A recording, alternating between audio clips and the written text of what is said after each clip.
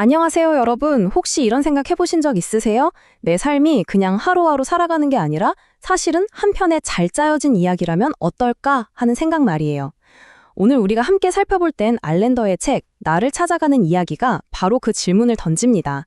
이 책은요, 우리 각자의 삶이 그냥 사건들의 나열이 아니라 어떤 의미를 찾아주길 기다리는 거대한 서사라고 말하거든요. 자, 그 비밀을 한번 같이 풀어볼까요? 자, 그럼 바로 이 질문부터 시작해 볼게요. 당신의 이야기는 무엇인가요? 어떠세요? 이 질문을 딱 들었을 때 어떤 생각이 드시나요? 잠시 한번 멈춰서 생각해 보는 거예요. 매일매일 반복되는 일상, 또 크고 작은 사건들, 그 너머에 내 인생 전체를 관통하는 어떤 하나의 주제, 어떤 줄거리가 있다면 과연 어떤 모습일까요?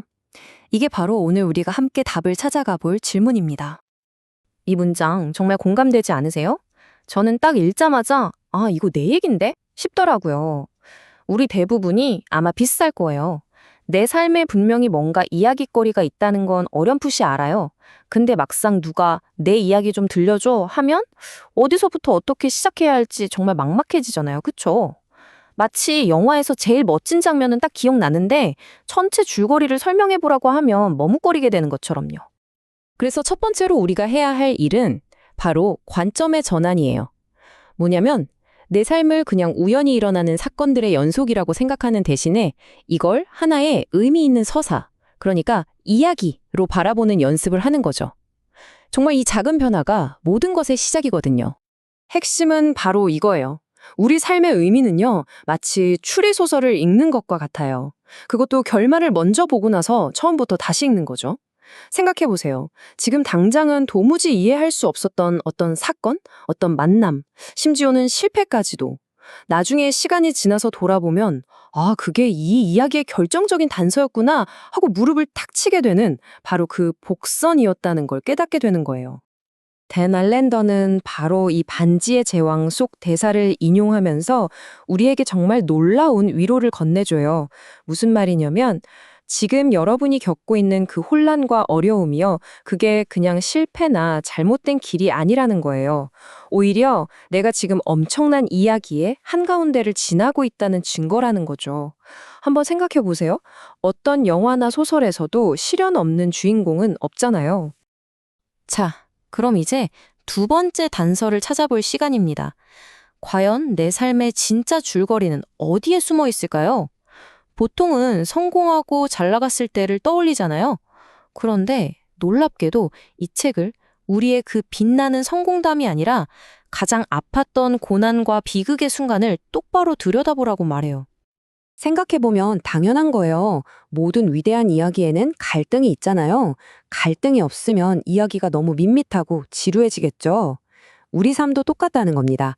이 책은요, 우리의 비극이 삶을 망가뜨리는 그냥 장애물이 아니라 오히려 내 이야기를 훨씬 더 깊고 의미 있게 만들어주는 가장 중요한 장치라고까지 말해요. 이 열정이라는 단어의 어원을 한번 보세요. 그럼 모든 게 훨씬 선명해집니다. 열정, 즉 패션은 원래 고난을 의미하는 라틴어에서 왔다고 해요. 정말 신기하지 않나요? 우리가 무언가에 진짜 열정을 느끼는 순간은 아이러니하게도 가장 큰 고난을 겪고 난 후라는 거죠. 결국 우리의 아픔이 역설적이게도 우리를 가장 강력하게 움직이는 에너지가 되는 셈이에요. 결국 우리 삶의 비극이 하는 역할은 이런 거예요. 첫째, 그 아픔을 통해서 내가 정말로 진심으로 원하는 게 뭔지를 깨닫게 해줘요. 둘째, 바로 그 갈망이 나를 안전한 곳에만 머물지 못하게 만들고 밖으로 밀어내서 새로운 모험을 시작하게 하는 거죠. 그리고 마지막 셋째, 이 모든 과정이 합쳐져서 내 삶을 그냥 평범한 일상에서 아주 의미 있는 이야기로 바꿔놓는다는 겁니다. 자, 이제 이야기의 무대에서 잠시 시선을 돌려서요. 이 이야기의 주인공, 바로 나 자신에게 집중해 볼 시간입니다. 이 책이 우리에게 이런 질문을 던져요. 당신의 진짜 이름, 그러니까 어떤 상황에서도 흔들리지 않는 당신의 진짜 정체성은 대체 무엇인가요? 우리 모두가 본능적으로 두려워하는 게 있잖아요. 바로 누군가에게 완전히 잊히거나 이 세상에 아무런 흔적도 남기지 못하고 사라지는 것. 이른이라는 건 그래서 그냥 부르는 호칭 그 이상인 거예요. 이건 바로 나라는 존재의 증명이자 정체성 그 자체인 거죠. 내가 누구인지 아는 것, 바로 여기서부터 모든 위대한 이야기가 시작되는 겁니다. 우리 안에는요, 사실 늘 두 개의 목소리가 싸우고 있어요. 하나는 뭐랄까, 세상의 기대나 내가 맡은 역할에 맞춰서 이렇게 살아야 해 라고 말하는 의무적인 자아의 목소리고요. 다른 하나는 마음 아주 깊은 곳에서 아니야, 난 정말 이런 사람이 되고 싶어 하고 외치는 이상적인 자아의 목소리죠. 여러분의 삶이라는 이야기는 지금 어느 쪽 목소리를 더 크게 듣고 있나요? 이렇게 자신의 진짜 이름을 찾아가는 여정의 끝에는 정말 놀라운 선물들이 기다리고 있어요. 먼저 내가 누구인지 확실히 아는 정체성을 얻게 되고요. 그리고 내가 어디에 속해서 기여해야 할지를 아는 소속감도 생기죠. 또 내 삶의 이유, 즉 소명의식을 갖게 되고 마지막으로 이 세상이라는 거대한 이야기 속에서 나만이 할 수 있는 역할을 발견하게 되는 겁니다. 자, 그럼 이 모든 퍼즐 조각들을 대체 어떻게 맞춰야 할까요? 이제 이 책이 마지막이자 가장 결정적인 단서를 우리에게 건네줍니다. 그 해답은요, 바로 이거예요. 당신의 이야기는 절대로 혼자서는 완성될 수 없다는 진실입니다. 이 문장, 우리가 보통 생각하는 자유라는 개념을 완전히 뒤집어 놓지 않나요?